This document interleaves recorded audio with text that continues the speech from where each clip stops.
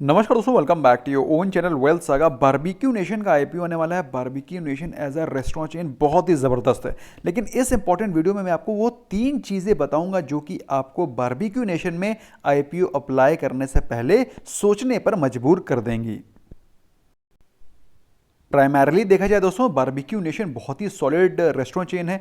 मैंने first time Barbeque Nation में dine किया था इन 2012 में, और 2000 if I am not wrong 2008 is the time जब इन लोगों ने अपनी पहली चेन स्टार्ट करी थी। और तब से since 2012 barbecue on the table के कॉन्सेप्ट को लाने वाले सबसे पहले रेस्टोरेंट चेन थे। तो बहुत ही वेल ऑर्गेनाइज और बहुत ही बेहतर एम्बियंस वाला रेस्टोरेंट चेन बारबेक्यू नेशन है दोस्तों। लेकिन आजकल कोई भी होटल रेस्टोरेंट में जाना पसंद ही नहीं करता है। हर कोई घर पे डिलीवरी मंगाना चाहता है। तो उसको मद्देनजर रखते हुए इस मार्केट को भी टैप करने के लिए बारबेक्यू नेशन ने बारबेक्यू इन अ बॉक्स करके एक नया इनिशिएटिव स्टार्ट किया, जिससे कि आपके घर पे ही होम डिलीवरी हो जाती है।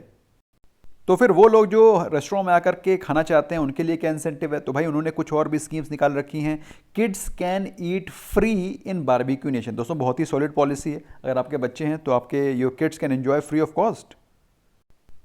तो दोस्तों जैसा कि मैंने बताया 2008 में इस्टेब्लिश हुआ था, और 2012 में मैंने पहला डाइनिंग एक्सपीरियंस लिया था इन बारबेक्यू नेशन। उसके बाद से तो मैं कई बार जाता रहा हूँ, लेकिन पिछले 1.5 साल से मैं बारबेक्यू नेशन में नहीं गया हूँ आफ्टर द कोविड। अगर बात करें दोस्तों इसकी प्रेजेंस एज ऑन डेट, तो 73 सिटीज़ में ऑलरेडी ये प्रेजेंट है।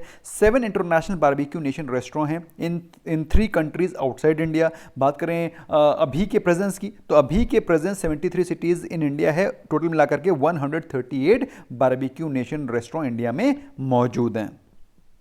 रिसेंटली ही इन्होंने अपने बिजनेस को डाइवर्सिफाई किया है इटालियन फूड्स के लिए, और उसकी चेन का नाम रखा है रेड एप्पल, जो कि इसके की already 10 Italian restaurant 2 cities that is Bengaluru और चेन्नई में ऑलरेडी एग्जिस्टिंग है। ऑल्दो मैंने रेड एप्पल में तो डाइन नहीं किया, but I am a frequent visitor of Barbeque Nation, but not visited for past 1.5 years। That's correct, that's true.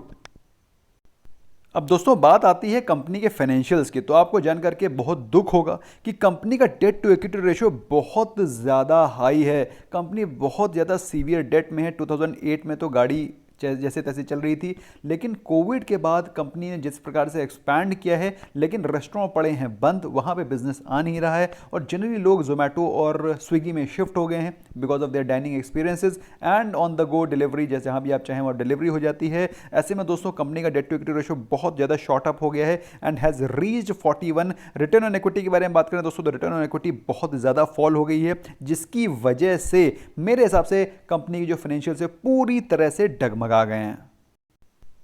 दोस्तों company के बारे में बात करें, कंपनी के प्रॉफिट आफ्टर टैक्स के बारे में बात करें, तो 2018 में कंपनी लॉस मेकिंग थी।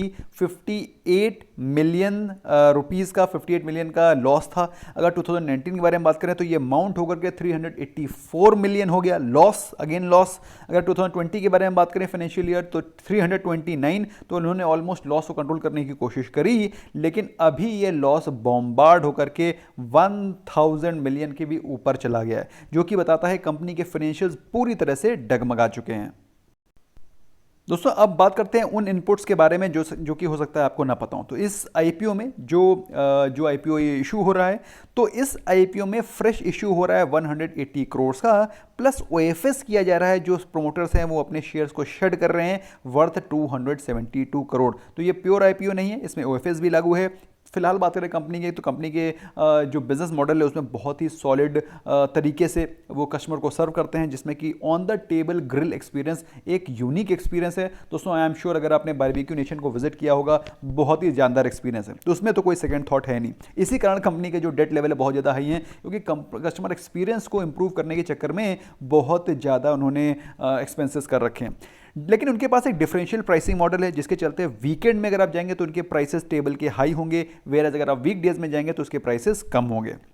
अगर आप नाइट के टाइम या शाम के टाइम जा रहे हैं तो उनके प्राइसेस ज़्यादा होंगे। अगर आप दिन में लंच कर रहे हैं तो उनके प्राइसेस कम होंगे। तो डिफरेंशियल प्राइसिंग का एक बहुत ही ज़बरदस्त कॉन्सेप्ट है जो कि उन्होंने लगा रखा है। हाउ एवर इस समय तो कोई भी जाता ही नहीं है, जनरली लोग अपने घर पे डिलीवरी लेना पसंद करते हैं। तो ये जो डिफरेंशियल प्राइसिंग मॉडल है अभी बिल्कुल भी काम नहीं कर रहा है। बारबेक्यू इन द बॉक्स के बारे में मैंने ऑलरेडी आपको बता दिया है। दिसंबर 2020, अभी ज़्यादा नहीं, जुम्मा अभी मुश्किल से 3 महीने हुए हैं। 3 महीने पहले इन्होंने प्री आईपीओ प्लेसमेंट लाया था, जिसमें कि उन्होंने हर शेयर शेयर को 252 रुपीज पर शेयर में इशू किया था। 252। दोस्तों अभी कितने महीने हुए हैं?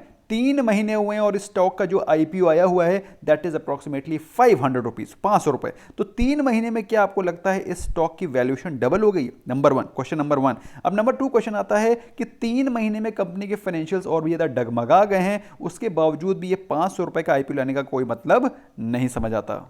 जब बात आ रही है इंपॉर्टेंट फैक्ट्स की, तो दोस्तों सबसे इंपॉर्टेंट फैक्ट तो होता है कंपनी के प्रमोटर्स। कंपनी के प्रमोटर्स कौन से हैं? तो आपको जानकर के दुख होगा कि कंपनी के ऊपर रिसेंटली ही जीएसटी के लैप्सेस को लेकर के कुछ दाग लगे हैं। इसके अलावा जो क्रिमिनल केसेस भी हैं प्रमोटर्स के अगेंस्ट, ऐसा न्यूज़ में आ रहा है, तो उसके चलते प्रमोटर्स की भी बहुत ही ज़्यादा क्लीन इमेज नहीं है। That's not a very very healthy sign of a good company. कुछ और चैलेंजेस के बारे में बात करते हैं दोस्तों। जैसा कि आपको मालूम है इस समय store visits are continuing to fall. कोई भी आदमी स्टोर्स पे विजिट नहीं करना चाहता है, और लोग डाइनिंग से डिलीवरी कॉन्सेप्ट पे शिफ्ट हो चुके हैं। हर कोई आदमी चाहता है कि मेरे घर पे at the comfort of my room, जब मेरा नेटफ्लिक्स चल रहा हो तो मैं साथ में फैमिली के साथ खाऊं, रादर देन अभी गाड़ी निकालूं, ट्रैफिक में जाऊं और बाहर जाके खाना खाऊं। कोई मतलब नहीं है। तो people have shifted from dining to delivery. तो इस केस में जो बारबेक्यू नेशन है वो बहुत ज़्यादा सफ़र कर रहा है, और companies like Zomato, companies like like Domino's, that is Jubilant food, ये काफ़ी बेहतर परफॉर्म कर रहे हैं। और अभी बहुत ज़्यादा डेट इनका बढ़ गया है, क्योंकि काफ़ी ज़्यादा इन्होंने एक्सपैंड कर लिया था, लेकिन रेस्टोरेंट पड़े थे बंद, जिसकी वजह से इनका डेट काफ़ी ज़्यादा हाई हो गया है, और काफ़ी सारा पैसा इंटरेस्ट पेमेंट में चला जा रहा है, जो कि कंपनी की नेट प्रॉफिटेबिलिटी को काफ़ी ज़्यादा डाउन कर रहा है। दोस्तों इतने चैलेंजेस के बावजूद भी इस कंपनी के जो प्राइस वैल्यूएशन को रखा गया है दैट इज 500 रुपीज़ पर इक्विटी शेयर, मेरे हिसाब से it does not deserve this pricing. बात करें इसके प्री आईपीओ प्लेसमेंट की, जिसमें कि इन्होंने 250 रुपीज़ के आसपास का जो प्री आईपीओ का प्लेसमेंट किया था, मेरे हिसाब say that was still an okay price. लेकिन मैं 250 रुपये में भी मैं ज़्यादा इंटरेस्टेड नहीं हूँगा। फिलहाल 500 रुपीज़ पे तो आउट ऑफ क्वेश्चन है, तो at least from my side it is no. फिलहाल बात करें दोस्तों आईपीओ के बारे में, तो 24 मार्च को ये ओपन हो रहा है, और दैट इज फ्रॉम टुमारो। लेकिन क्लोज हुआ 26 मार्च को। मेरे को ज़्यादा कोई खास प्रॉमिसिंग आईपीओ दिख नहीं रहा है। अगर आप लोग इसमें इन्वेस्ट करना चाहते हैं तो एटलीस्ट फर्स्ट डे के डेटा का वेट करें।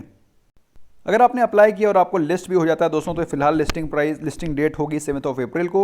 और दोस्तों जैसा कि अभी आप रिसेंट ट्रेंड्स देख रहे हैं, ऑल्दो सब्सक्रिप्शन भी अच्छा हो रहा है, लेकिन उसके बाद धीरे धीरे करके उसके लिस्टिंग गेंस कम होते चले जा रहे हैं, क्योंकि मार्केट में अभी लिक्विडिटी ड्राई अप हो रही है, प्लस इन्वेस्टर्स का कॉन्फिडेंस भी थोड़ा सा हिल गया, क्योंकि मार्केट इसमें थोड़ा सा गिरावट के दौर पर चल रही है। ऐसे में दोस्तों किसी भी सब स्टैंडर्ड आईपीओ में पैसे लगाना बिल्कुल भी रिकमेंडेड नहीं है। और अगर आप बहुत ज़्यादा कीन हैं, अगर आप बहुत ज़्यादा इंटरेस्टेड हैं, तो मैक्सिमम आप एक लॉट ही लगाएं, क्योंकि मेरे हिसाब से इससे ज़्यादा आपको अप्लाई करने की ज़रूरत है नहीं। अगर आप एक लॉट लगाते हैं तो आपको सिर्फ 15,000 रुपीज़ शेड आउट करने पड़ेंगे। 15,000 का एक लॉट लगा देते हैं, और वो भी कब जब आपका फर्स्ट डे पे आपको सब्सक्रिप्शन दिखाई पड़ता है कि एटलीस्ट 100% सब्सक्रिप्शन हो गया है, तो उसके बाद ही आप इसमें अप्लाई करें, और फर्स्ट डे लिस्टिंग गेन के लिए ही अप्लाई करें। मेरे समझ से अगर मैं अप्लाई करूंगा, पहली चीज़ तो मैं फर्स्ट डे का सब्सक्रिप्शन डेटा देखूंगा, उसके बाद ही अप्लाई करूंगा, और अगर अप्लाई करूंगा भी तो very first day only listing gain लेकर के बाहर हो जाऊंगा, चाहे जितना मिले। I am not interested to remain invested in this company because of the key reasons which I have already told you. तो दोस्तों आई होप आपको ये वीडियो पसंद आया होगा। अपने फ्रेंड्स के साथ शेयर करिए, क्योंकि इसमें इंपॉर्टेंट इन्फॉर्मेशन है जो कि उनको पता होना ज़रूरी है, ताकि वो इंपॉर्टेंट इन्फॉर्मेशन को मिस ना करें और कहीं गलती से कोई गलत डिसीजन लेकर के ना बैठ जाएं। Thank you so much for giving your precious time. Video को लाइक करना मत भूलना। Bye bye for now.